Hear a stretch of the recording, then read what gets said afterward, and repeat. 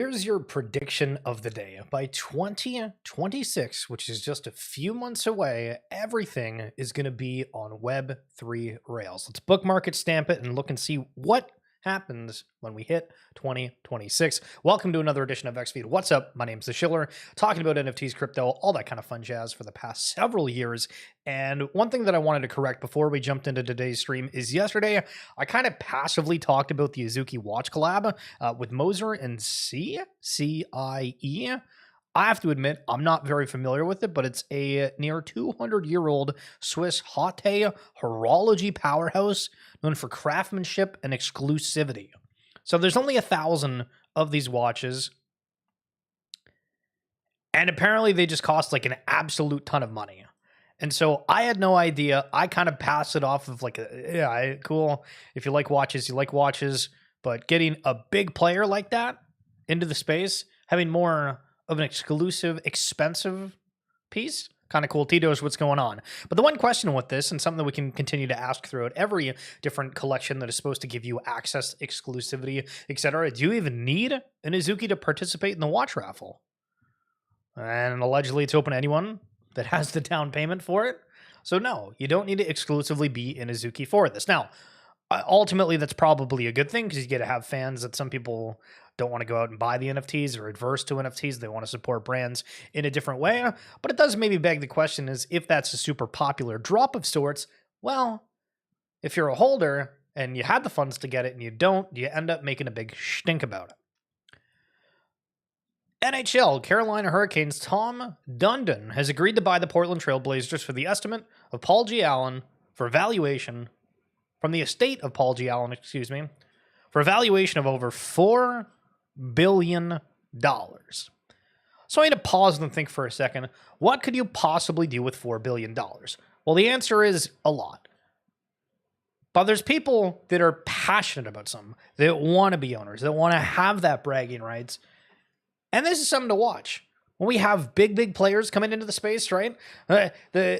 The Tom Dundons of the world. What if they decide one day that they're going to come on Web3? What if they're going to support? We have generally speaking, we have influencers, we have founders that are creating some of these applications that are out there. But what happens for, let's say, NBA Top Shot if this Tom person comes on and just starts screaming about Trailblazer moments and purchases a bunch of them and everybody gets excited? I think we miss the fact that when people realize the opportunities on Web3 Rail to have a deeper, more meaningful fan appreciation of sorts, what's going to happen for everyone involved in anything that has IP, entertainment involved, etc. So you see that sale and you're like, all right, well, for $4 billion, you can do a hell of a lot with that. And clearly, part of it is a status symbol versus saying, hey, I'm going to be able to sell this for $1 bajillion one day, which could be the case, but maybe we're nearing the top of sport team valuations, or maybe we're just at the beginning. But take a look at this. Safety Shot Inc., a NASDAQ-listed health beverage company, is pivoting to become a bonk meme coin treasury. So Tommy's all fine over there in Portland and Carolina, but what about these businesses that want to really say, hey, you know what? What can we do to multiply the business earnings, the valuation, as quick as possible? Well, let's just turn into a crypto treasury company of sorts. It's not the last time we're going to see this. And popularity here. Son, coming over from Tottenham Hotspur to Los Angeles. One of two teams in Los Angeles. We played the hilarious press release where the lady said, I hope you win a game for the USA. Well, he's not from the USA. He's only playing on a specific team that happens to be playing in the USA, and it was very embarrassing to watch. But all the jerseys are sold out because people are fans of this. So what if this player then comes out and starts bragging about certain online moments or being in the digital space or anything? There's so many different things. Now, on the topic of soccer, I did a big rant the other day. And so here's a clip from the stream, and if you've already seen it, well, this is regarding the announcement where we saw the Premier Fighters League for MMA announce a partnership with Featureverse, and I highlight Major League Soccer, which Mr. Sun we just looked at a second ago plays for. And that's something though, because it's gonna get it's gonna get people's attention. And so people that are interested in the Fighter League, okay, I've been going on and on about Inter Miami, the Major League Soccer, right? Like Major League Soccer has MLS Quest, okay?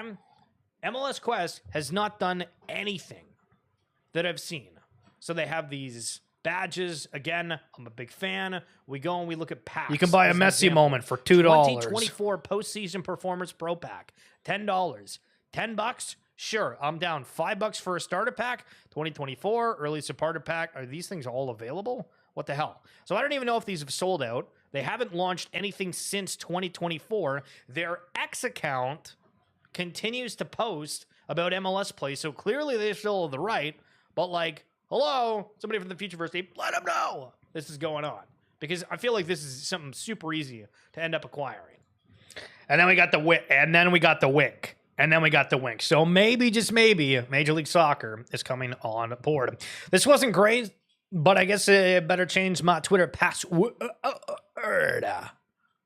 Guys, if you ever get these things, realize that nobody's probably attacked your account. They might have spelt certain things incorrectly within the phishing scam attempt, but just be aware if you get an email of some kind of compromise, go to the site itself. Don't go through any links on the email. See if there's anything that's actually weird, because 9 times out of 10, maybe 9.5 times out of 10, it's going to be a scam. A study has shown the North American gamers spend an average of $325 on gaming annually. So let's pause for a second and say, what exactly does that look like? Does that include if you need a new controller, a keyboard, mouse, monitor, whole entire PC? Well, no, it's $325. Doesn't really work like that. But if we're going to say that this is exclusively for games, well, what does that look like? If you go into a store, games are like $80 a pop, so people buy 3 to 4 games a year. Is it microtransactions where now people are more paying exclusively on games where I can use myself League of Legends, right? Like if there's a character that's got a cool skin or something, I might throw 15, 20 bucks at it, right? I don't know if I do it that often to get up to 325, because that would be, I don't know, what, like 20-ish skins? Less? Not 20, but I'd love to know what like the actual breakdown of, because it seems like just kind of an arbitrary number. But also, a lot of people want to go into gaming because people are going to be spending that. So I want to highlight something right quick. If you guys are happen to follow me on YouTube, one thing that I've tried doing, and I'm just experimenting, I don't know if we'll keep with it or not, but I'm testing out some just like firing out shorts on the timeline with some like AI generations. And this was just a random person shilling about, oh, we can make $1 billion on there. I don't think that's actually the case. However, there was one Game of Thrones series that I've seen where it's completely AI generated, the entire thing. So check out the YouTube Shorts page. Let me know if it's horrible. Let me know if it's like kind of because I'd love to know. But speaking of AI, this is going to get something that everybody is going to have to get familiar with the tool. So if I can give, I don't know if this would even be called advice, but I think it's worth noting and trying out different tools that are specific to whatever you are doing. So whether it be content creation, whether it be script writing, whether it be coding, whether it be anything under the sun, try to look out, mess around with some of the tools. You'll find certain tools are really cool, other ones are odd, but it's all about increasing productivity, right? And so instead of, producing one thing a day, now you could potentially output a bajillion different ones. Or not a bajillion, that's a lot. But I do agree with Doty here on AI art is going to dominate world building because anyone can do it if they know the prompts. So you should make it easy to share the prompts. Lore organizers prompts by character and style, so easy to craft high quality images of your favorite wizard. So this is sort of neat. They have kind of a base model and they give you what the text is for that, because as you might have seen, people are saying, okay, well, it's going to be prompt engineering, in quotes, is the big thing for the next generation while we find all of these tools being associated with it. So if you want to feel like really, really bullish today, here's a chart where it's looking at like what the crypto market cap is right now, and it's like around 4 trillion, and then saying, oop, could go up to 13 trillion. Holy smokes. Listen, we don't know how accurate the charts are, but I'm down. If we're gonna 3-4x from here, I'm all about it. This past week, we had Adam Gomez, who's one of the co-founders of Portals on the RWA Segments podcast. Played a clip from him the other day. The link's in the description below if you want to hear that on YouTube or in my bio on X. But one thing that is cool is we're seeing these digital experiences trying to represent physical places that you might have been. So the New York Stock Exchange reimagined inside Portals. The Quantica Alpha Stock Exchange, QASE, will turn the New York Stock Exchange into a virtual space you can walk around, explore, and trade in. So a little bit of a kind of art piece behind there. But the concept, I think, you know what? That's all right. That's kind of cool. Star Atlas announcing Z.Inc., the identity-linked SVM Layer 1 chain from the creators of Star Atlas. Every transaction, every on-chain moment, your wallet levels up, your reputation grows. Airdrop season starts this September. You're going to want to follow ZK SVM. Yeah, the future is going to be multi-chain. Everybody's going to have their own chain for this. Yeah, look for chains. They're going to connect all of these ones because everybody's going to have something for themselves. And then do they all have interoperability? I have absolutely no idea. So I'm going to steal this post from Bear Snake, and I'm going to use it to relate to a comment that we made the other day. So for you frequent stream viewers, this will be great. And if you're new here again, thank you so much for joining. Hopefully you stick around for the months and years to come because, listen, all the Web3, it's happening. So Forgotten Runes community creates the most organic amount of content in Web3 every damn week for 4 years. So Tanya does this newspaper talking about the Cult Content Chronicle for everything to do with Forgotten Runes Wizard Cult. Now, the other day, I went on a rant about thinking, for everyone that is in Web3 right now, if they happen to get an airdrop of some sort, where are they likely to allocate some of that funds if they decide to keep it on the Web3 rails? Well, whatever the hell their favorite collection is. So Tanya here, let's say Tanya comes into a nice $5,000 day, winning a little bit of a lottery somewhere, in a thief collection, and on some DeFi play, who the hell knows, right? Where do you think Tanya is going to put that $5,000, assuming that they keep it in Web3? Straight to Forgotten Runes Wizard Cult. And so this is just to reiterate the points that I think that we still are very focused on whatever the hell we individually like. It's very hard to change people's mind. A Google Play Store introduces policy that requires software wallets to obtain a license before publishing crypto wallet apps to its store. And quotes, the policy targets 15 jurisdictions, including the European Union and the United States. So that's not great. Google Play Store trying to hamper a little bit to do with crypto. And a couple hours later, just in, Google drops plan to ban non-custodial crypto wallets from the Play Store following backlash. Listen, you don't think the Web3 people got pulled, baby? The Web3 people have pull. Sheesh. So back earlier when we talked about the one company that was just going in to be like a bonk treasury reserve, this Atlanta rapper showed how they made, how much was this? $199 after putting $30,000 into music. Now, we love the ambition. We love the effort put into that. Good, hard, meaningful. But man, the amount of, hey, why don't you just like throw it in there or hold it or invest it or, stuff that's like high risk careers. I feel like people are just going to end up pivoting to potentially what's going on in Web3. And I mean, even for the music side of things, right? We've seen people that have gotten into the music space, done various NFT sales of some sorts. Not that they're like some massive success or whatnot, but they've absolutely made more than that. And that person did that for what, like 8 years? And so even in failing, you can find that Web3 can end up being more successful than traditional rails. Nate Alex, I just realized $1 million is only 210 ETH. Ether. Do not look at how much ETH you spent on gas in 21-22. I laughed out loud at this. I've looked before. For anybody that was like back in the 2021 days without realizing what the hell was going on and paying those exorbitant amount on gas fees, it is an eye-opener to say the least. Wave, I'm bidding the red.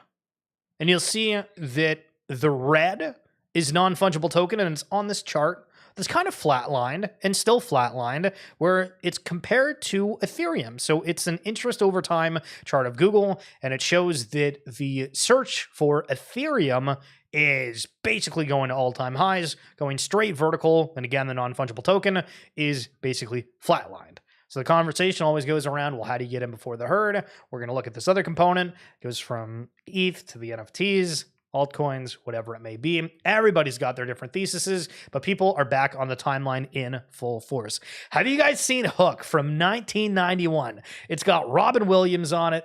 It is one of the funniest movies I've ever watched. So I was scrolling. I don't know if this was on Netflix Prime or where. I want to say that it was Netflix. And I was feeling nostalgic because I remember watching this as a kid, but I don't really have overtly fond memories. Like I don't really remember it. I just have this, oh yeah, there was like a pirate. I think somebody got stabbed in it, and like, oh, that's kind of weird. And I rewatched this. It's hilarious. It feels like it almost should be like an adult comedy.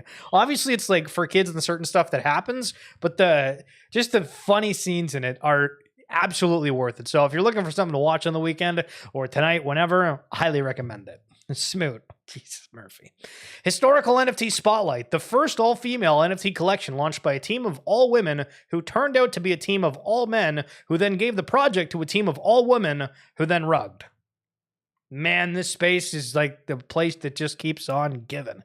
The amount of stories, the amount of historical relevance to Pudgy Penguins having issues with early moderators and having spaces all night. I mean, spaces were one of the biggest things, and if you were not around at the time, just unbelievable. The amount of people that were doing stuff. There was a collection called Queenship, and it was apparently a bunch of dudes that were acting, again, like a bunch of females. The narratives that were around these things that was built up. It was a historical time, and we gotta start focusing more on like documenting that, because back in the day, it was something special. Snazzy, what's going on? Good timing. So this might be the most eye-opening thing that we're going to say in like a year. That's probably overselling it. But let's scroll back to January 2017. And you scroll down and you look at all of these and you can say, okay, so for game credits, Stellar, Lisk, Ardor, all the ones like right on the bottom here, were 15 million market caps. And if you had that, you were in the top 20 cryptos that exist. And you can see back in the time, XRP, Litecoin, Monero, Dash, ETH Classic, and a couple other ones you pretty much haven't heard of before. You probably heard of Dogecoin, though. And at the time, $22 million market cap. And then you fast forward today, and we say, generally speaking, anything that's something, that is something in the Web3 space is about 100 mil market cap. Then you go to the top 20. To be in the top 20 in 2025, it is a minimum of $10.9 billion market cap. 15 mil originally when the industry first started. To be in top 20 to 10.9 billion in 2025. Insane. And with that, we're having all the sites going down. Coinbase is temporarily unavailable. We're seeing that OpenSea is having issues and not working. And that only means bullish things. So now we come to the compare and contrast game, which is one of my favorites. Because we go from saying, well, anything that's anything in Web3, and this is my personal notion. I'm happy that everybody's probably got their own perspective on it. But you look and say, okay, so for coins related to NFTs, for argument's sake, Pudgies and BUIC are the only ones that are kind of something. Well, alongside Azuki, Captains, Rec Guys, excuse me. When I was reading this, I forgot that the NFT market cap themselves is on the left, and then the right could be various market caps. And then you see there, Kaido Genesis, which is a off the social media influencer scoring system. But there's a lot of ones on here. I mean, Cool Cats, I think there's Sunset the token, so I don't know what the hell the 0.3 is there. MFers at 13 mil, Neo Tokyo at 5, Doodles at 27. Do we then have the arguments of comparing and contrasting and being like, well, okay, that doesn't make any sense. And then further to that is you look at the NFT market cap and then the coin market cap, and then people make the arguments of saying, okay, well, these should basically be on par, which that we can argue about. Don't really know how to feel about that. But just realize every collection is going to have, well, hold on. Why the hell can't Rec Guy get to where Doodles is? Because their token is where, what, 500 compared to Doodles at 27 mil? And then they're half of what Doodles are? And you can see how all these narratives and perspectives form and change. And the point with me saying this is ultimately you're going to have to figure it out for yourself. You're going to find what you like. Remember, everybody's going to be looking this, that, and the other thing. Do you want to look at what other people are doing? Do you want to look at specifically what you're interested in? Do you go for the stuff that's under 100 mil? Do you go for the stuff that's safer, that's way the hell up there? What are the things with it? Again, we started at 15 mil, and now we're at 10.9 billion. And you never know. And so back to the chart, if I can bring that back up here for uno momento, por favor, you can see that this is continually changing throughout the entire existence. So what we think is going to be popular cannot, and some of the stuff that we think is dead, what is dead may never die. A little bit of Game of Thrones for you. But that's going to be it for this edition of XFeed. Again, if you're wanting to hear a little bit from the RWA Segments podcast and some of the brightest minds within the space, would love for you guys to check that out. Snazzy and Titosh, thank you for coming on through. I'll be back tomorrow as per usual. Enjoy the rest of your day. Peace.